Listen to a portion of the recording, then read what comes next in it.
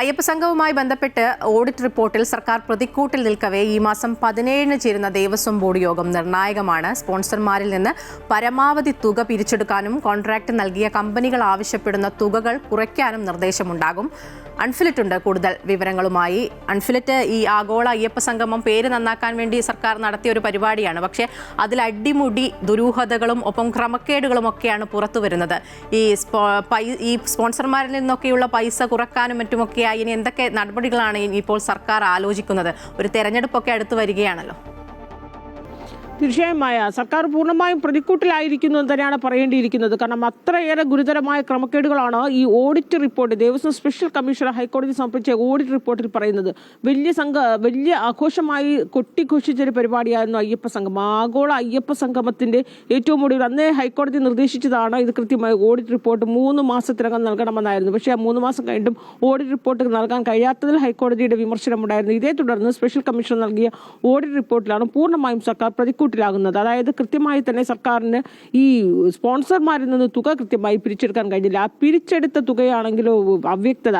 ഇപ്പോഴും ആ തുക എവിടെ എങ്ങനെ ചിലവാക്കിയെന്നതിൽ അവ്യക്തത നിൽക്കുന്നു. മാത്രവുമല്ല, ഇത്രയേറെ തുക 600 പേർ, പ്രതിപക്ഷ നേതാവിന്റെ ഭാഷയിൽ പറയുകയാണെങ്കിൽ 600 പേർ മാത്രം പങ്കെടുത്ത ഈ പരിപാടിയിൽ എങ്ങനെയാണ് 8 കോടി രൂപയ്ക്ക് കണക്ക്, 7 കോടി 8 കോടിയുടെയൊക്കെ കണക്കൊക്കെ വരുന്നതെന്ന്. അതേസമയം ഒരു ഭാഗത്ത് ദേവസ്വം പ്രസിഡന്റ് കെ ജയകുമാർ പറയുന്നത് പ്രതീക്ഷിച്ചത് 4 കോടിയാണ് ചിലവെങ്കിൽ 7 കോടിയിലധികം ചിലവ് പോയി എന്ന് അദ്ദേഹം തന്നെ പറയുന്നുണ്ട്. മാത്രമല്ല 2 കോടിയോളം ദേവസ്വം ബോർഡിൽ നിന്ന് പിരിച്ച പൈസ, സ്പോൺസർമാരിൽ നിന്ന് പിരിച്ചെടുത്ത പൈസ ദേവസ്വം ബോർഡിൽ അടച്ചുവെന്ന് പറയുമ്പോൾ ഓഡിറ്റ് റിപ്പോർട്ടിൽ ദേവസ്വം ബോർഡിൽ 1 പൈസ പോലും നൽകിയിട്ടില്ല എന്ന് പറയുന്നു. ഹൈക്കോടതി തന്നെ പറഞ്ഞിട്ടുണ്ടായിരുന്നു, ഇങ്ങനെ ഒരു സംഗമം നടത്തുകയാണെങ്കിൽ നേരത്തെ തന്നെ സർക്കാർ മുന്നറിയിപ്പ് നൽകിയതാണ്, ഇത്തരത്തിലൊരു സംഗമവുമായി സർക്കാർ മുന്നോട്ട് പൊക്കോളൂ, പക്ഷേ സർക്കാരിന്റെ പൈസയോ ദേവസ്വം ബോർഡിൽ നിന്ന് 1 ചില്ലി പൈസ പോലും ഈ അയ്യപ്പ സംഗമത്തിനായി ചെലവാക്കാൻ പാടില്ല നിർദ്ദേശമുണ്ട്. പക്ഷേ ഇതൊക്കെ മറികടന്നിരിക്കുന്നു എന്നാണ് ഈ ഓഡിറ്റ് റിപ്പോർട്ട് പുറത്തു വന്നിരിക്കുന്നത്. അങ്ങനെ പൂർണ്ണമായും സർക്കാർ പ്രതിക്കൂട്ടിലായിരിക്കുന്നു ഈ നിയമസഭാ തെരഞ്ഞെടുപ്പ് വേളയിൽ.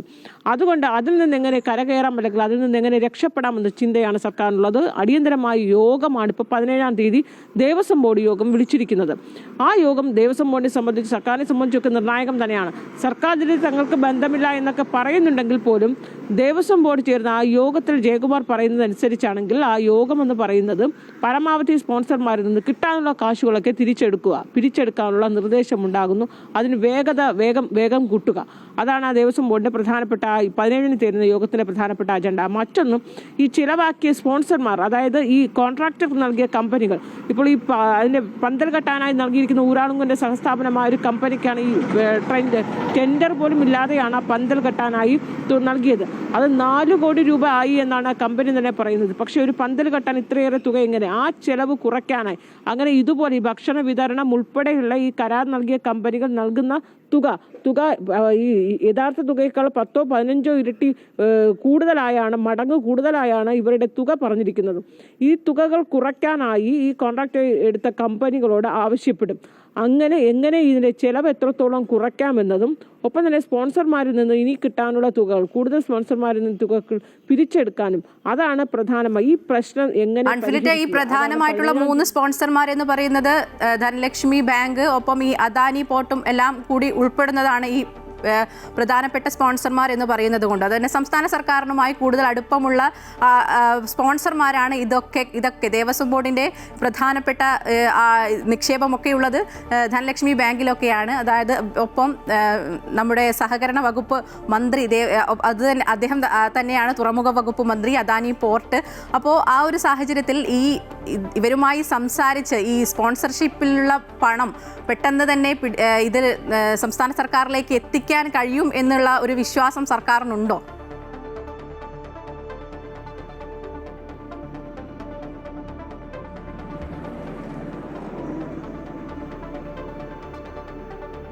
അതായത് ഈ ദേവസ്വം ബോർഡ് പ്രസിഡന്റ് പറയുന്നത് അദ്ദേഹം തികഞ്ഞ ആത്മവിശ്വാസത്തിലൊക്കെയാണ് ഈ പ്രശ്നം സോർട്ട് ഔട്ട് ചെയ്യും, പ്രശ്നം പരിഹരിക്കാൻ പറ്റുമെന്ന് തന്നെയാണ് അദ്ദേഹം ആവർത്തിച്ച് പറഞ്ഞുകൊണ്ടേയിരിക്കുന്നത്. കാരണം അദ്ദേഹത്തിന്റെ ഭാഷയിൽ പറയുകയാണെങ്കിൽ ഈ 2 കോടി ദേവസ്വം ബോർഡിൽ നിന്ന് എടുത്ത പൈസ അതിൽ തിരിച്ചടച്ചു എന്ന് അദ്ദേഹം പറയുമ്പോഴും അതിൽ വ്യക്തതയില്ല. നമുക്ക് മനസ്സിലാക്കേണ്ടത് ഈ അയ്യപ്പ സംഗമം നടക്കുമ്പോൾ നിലവിലെ ഈ ബോർഡ് പ്രസിഡന്റ് ഇതുമായി യാതൊരു ബന്ധവുമില്ല.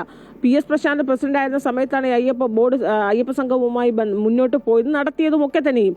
അതുകൊണ്ട് ഇതിൽ എത്ര തുക ദേവസ്വം ബോർഡിൽ നിന്ന് എടുത്തു, ആ തുക തുക എത്ര തിരിച്ചടച്ചു എന്നുള്ളതൊക്കെ തന്നെയും പറയാൻ ബാധ്യസ്ഥ മുൻ പ്രസിഡന്റ് ആയിരിക്കുന്ന PS പ്രശാന്ത് തന്നെയാണ്. പക്ഷെ നിലവിലെ പ്രസിഡന്റിന്റെ ബാധ്യത എന്ന് പറയുന്നത് നിലവിലെ പ്രസിഡന്റ് ആ ഉത്തരവാദിത്തത്തിൽ നിന്ന് അദ്ദേഹത്തിന് ഒഴിയേണ്ടതുണ്ട്. കാരണം ഇനിയുള്ള ഈ ഓഡിറ്റ് റിപ്പോർട്ടുമായി ബന്ധപ്പെട്ട് ഹൈക്കോടതിയിൽ നിന്ന് ഈ പരാമർശമൊക്കെ ഉണ്ടാവുകയും ഇത് തെരഞ്ഞെടുപ്പ് വേളയിൽ വലിയ രീതിയിൽ സർക്കാരിന് തിരിച്ചടിയാവുകയും ചെയ്യുന്ന സാഹചര്യത്തിൽ ഈ പ്രശ്നം പരിഹരിക്കുക, മുന്നിൽ നിന്നുകൊണ്ട് ഈ പ്രശ്നം പരിഹരിക്കുകേണ്ടത് നിലവിലെ ദേവസ്വം ബോർഡ് പ്രസിഡന്റായ K. ജയകുമാറിനാണ്. ആ ഒരു ആത്മവിശ്വാസം അദ്ദേഹമുണ്ട്. പക്ഷെ നേരത്തെ മായ സൂചിപ്പിച്ച പോലെ ഈ കമ്പനികളൊക്കെ തന്നെയും CPM-ഉമായും പാർട്ടി സർക്കാരുമായി ഏറ്റവും അടുത്ത് നിൽക്കുന്ന കമ്പനികളാണ്. ഈ പന്തല് കെട്ടിയത് ഊരാളുങ്കൽ സൊസൈറ്റിയുടെ സഹ കമ്പനിയാണ്. ഊരാളുങ്കൽ സൊസൈറ്റി എന്ന് പറയുന്നത് CPM-ആയിട്ട് എടുത്തിരിക്കുന്ന കോൺട്രാക്ട് കമ്പനിയാണ്. ആ കമ്പനിയുടെ സഹ കമ്പനിക്കാണ് ഈ പന്തൽ കെട്ടിയത്. അതുപോലെ ടെൻഡർ നൽകാതെയാണ് ഇതിന് നിശ്ചയിച്ചുള്ള തുകയേക്കാൾ 10-15% കൂടിയ തുകയ്ക്കൊക്കെയാണ് പന്തൽ കെട്ടിക്കുന്നത്. 4 കോടി രൂപ എന്നൊക്കെയാണ് കണക്കിൽ പറയുന്നത്. അപ്പോൾ ഈ കമ്പനിയുമായി ബന്ധപ്പെട്ട് ഈ കോൺട്രാക്ട് കമ്പനികളുമായി സംസാരിക്കുന്നു. ഈ ചിലവുകളൊക്കെ തന്നെയും പരമാവധി കുറയ്ക്കാൻ കഴിയുമെന്നാണ് ദേവസ്വം ബോർഡ് പ്രസിഡന്റ് ആത്മവിശ്വാസം പ്രകടിപ്പിക്കുന്നത്. അതോടൊപ്പം തന്നെ ഈ സ്പോൺസർമാരിൽ നിന്ന് പിരിച്ചു കിട്ടേണ്ട തുകകളൊക്കെ തന്നെ കിട്ടുമെന്നും ഇവർ പ്രതീക്ഷിക്കുകയാണ്. അങ്ങനെ വരുമ്പോൾ ഈ ചിലവിൽ അധികം വരുന്ന തുകയോ അല്ലെങ്കിൽ ഇനി സർക്കാർ ഇതിലൂടെ നഷ്ടമായി എന്ന് പറയുന്ന ചിലവ് ബോർഡിൽ നിന്ന് എടുത്ത തുകയും അതോടൊപ്പം തന്നെ എത്രത്തോളം തുകയാണ് ചിലവായത് ആ ചിലവിനനുസൃതമായ തുക സ്പോൺസർമാരിൽ നിന്ന് പിരിച്ചെടുത്ത് കഴിയുകയാണെങ്കിൽ അതിൻ്റെ കണക്ക് കൂടി വ്യക്തമാക്കി കഴിയുകയാണെങ്കിൽ ഈ പ്രശ്നം പരിഹരിക്കാനാകുമെന്നാണ്. അതിനുവേണ്ടി അതീവ വേഗത്തിൽ, അതായത് അടിയന്തരമായി തന്നെ അത്തരത്തിൽ നടപടികളിലേക്ക് ദേവസ്വം ബോർഡ് കടക്കുകയാണ്. എന്തായാലും ദേവസ്വം വകുപ്പും ഒപ്പം തന്നെ സർക്കാരും ഒക്കെ ഈ വിഷയത്തിൽ അയ്യപ്പ സംഗമം ആഗോള അയ്യപ്പ സംഗമം നടത്തിയത് പോലും സർക്കാർ തെരഞ്ഞെടുപ്പ് ലക്ഷ്യമിട്ട് തന്നെയായിരുന്നു. അതിൽ തർക്കവുമില്ല. ആ വേളയിൽ അതേ അയ്യപ്പ സംഗമം തന്നെ സർക്കാരിന് വലിയ രീതിയിൽ തിരിച്ചടിയായി മാറുന്നു എന്ന് തന്നെയാണ് ഇത് മനസ്സിലാക്കേണ്ടത്. പക്ഷേ അതിനെ എങ്ങനെ തരണം ചെയ്യാം, അല്ലെങ്കിൽ അതിനെ എങ്ങനെ മറികടന്ന് മുന്നോട്ട് പോകാനുള്ള നീക്കങ്ങൾ അതിവേഗത്തിൽ തന്നെയാണ് ദേവസ്വം ബോർഡും സർക്കാരും ഒക്കെ നടത്തുന്നതുമായ. തീർച്ചയായും ആഗോള അയ്യപ്പ സംഗമത്തിൽ സർക്കാർ പ്രതിക്കൂട്ടിൽ നിൽക്കുമ്പോൾ അതിൽ നിന്ന് ആ പ്രശ്നത്തിൽ നിന്ന് എങ്ങനെ കരകയറാം എന്നുള്ളൊരു ആലോചനയാണ് ഇപ്പോൾ സർക്കാർ നടത്തുന്നത്. എന്തായാലും ഈ മാസം 17 ഇതുമായി ബന്ധപ്പെട്ട ദേവസ്വം ബോർഡ് യോഗമൊക്കെ ചേരുന്നുണ്ട്. അൺഫിലിറ്റാണ് വിശദമായ വിവരങ്ങൾ പങ്കുവച്ചത്.